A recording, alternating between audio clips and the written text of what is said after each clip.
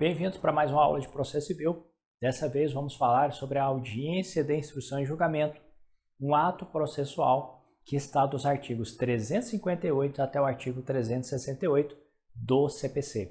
A audiência de instrução e julgamento é um ato processual voltado para a colheita de provas orais. Evidentemente, se não for caso que exija a colheita de provas orais de perito, de testemunhas ou depoimento pessoal da parte, evidentemente que a audiência de instrução e julgamento ela não será designada e, obviamente, ela não se realizará.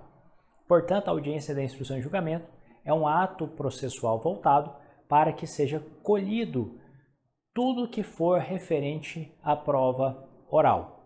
Da audiência de instrução e julgamento, nós podemos extrair algumas características. Primeira característica é que ela é um ato presidida pelo juiz. E esse ato de ser presidido pelo juiz, nós podemos extrair um princípio chamado princípio da identidade física do juiz. Esse princípio determina o seguinte: o juiz que colher as provas orais, ou o juiz que fazer a instrução processual, melhor dizendo, é o juiz que deverá julgar a causa. Uma outra característica da audiência de instrução e julgamento é que ela é um ato público, ela é um ato que tem publicidade, ressalvados os casos que for segredo de justiça. Uma outra característica da audiência de instrução é que ela é um ato uno. Por mais que haja fracionamento em várias sessões de instrução e julgamento, a reunião daquelas sessões considera-se como um ato único. Por isso que ela é, e o próprio CPC coloca que ela é um ato uno. A audiência da instrução e julgamento, a dinâmica que ela acontece, ela é muito simples. A primeira etapa dessa dinâmica, ela se dará com o apregoamento das partes do perito e das testemunhas. Apregoar nada mais é do que convidar ou chamar as partes para iniciar o ato de instrução. E o juiz determinará que seja feito esse pregão, ou seja, determinará que algum auxiliar vá até a sala de espera e chame essas pessoas para iniciarem a audiência de instrução e julgamento. Uma vez as partes dentro da sala de audiência de instrução e julgamento, a primeira etapa que o juiz deverá proceder antes de iniciar a instrução em si é tentar conciliar as partes. O CPC, em vários momentos, ele determina que o juiz tente a conciliação entre as partes, ou que estimule a conciliação, ou ainda estimule a solução de conflitos por outros meios alternativos.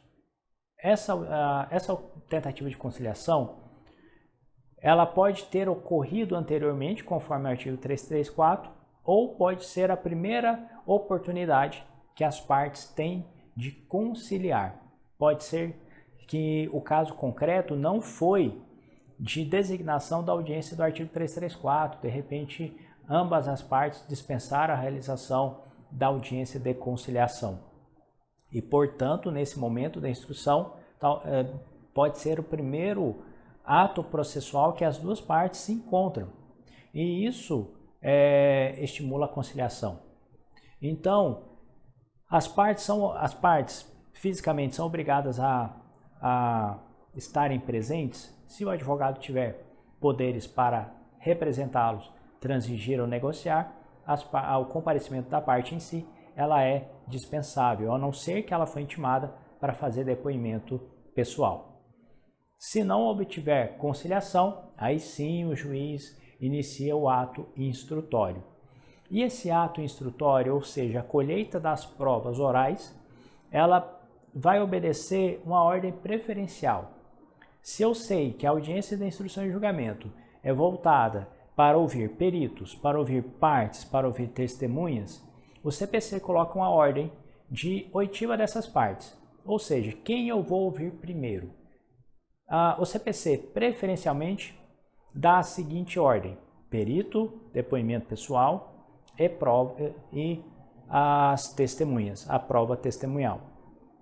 Mas o CPC fala em ordem preferencial, significa que essa ordem ela poderá ser alterada a depender da situação.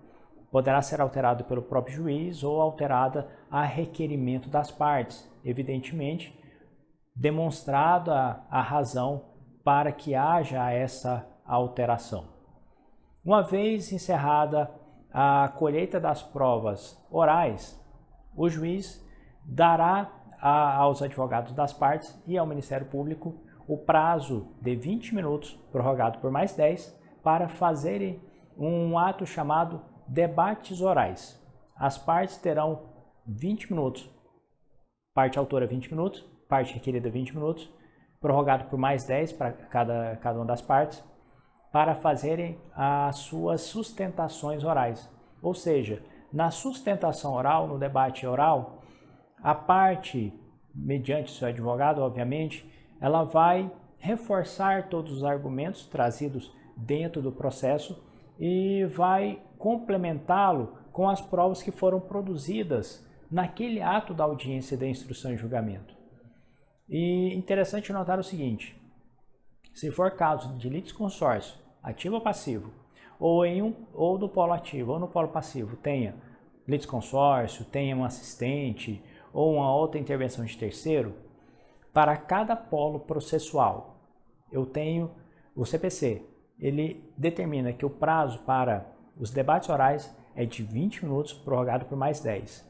Então, se eu tiver 3 litisconsórcio no polo ativo, então eu tenho que dividir esse prazo de 20 minutos prorrogável por mais 10 entre 3, entre 4 ou entre 5 pessoas.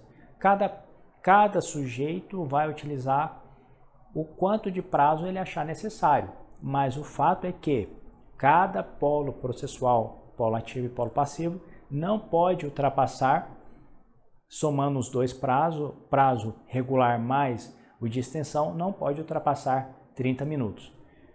O prazo regular 20 minutos, mas se for o caso, o juiz poderá estender mais 10 minutos para os debates orais. Entretanto, se a questão de fato ou a questão de direito for de grande complexidade, o juiz pode substituir esses debates orais pela apresentação de uma peça processual chamada memoriais. Portanto, se o juiz verificar, preste atenção, se o juiz verificar, vou repetir, se o juiz verificar que é caso de um fato, um direito complexo, ele poderá dispensar os debates orais e determinar que as partes apresentem memoriais. Se é peça, portanto é escrito, no prazo sucessivo de 15 dias. Por que eu repeti 3 vezes se o juiz verificar?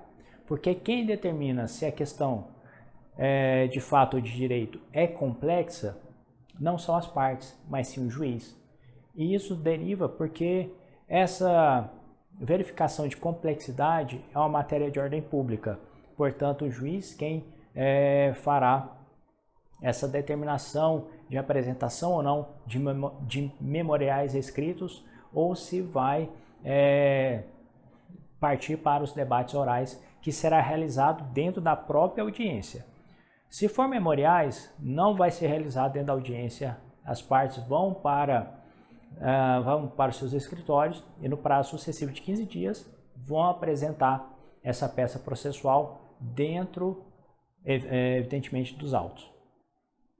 Encerrados os debates orais ou apresentados memoriais escritos, o juiz vai proferir a sentença dentro do prazo de 30 dias após a apresentação dos memoriais ou encerrado os debates orais, que é realizado dentro da audiência.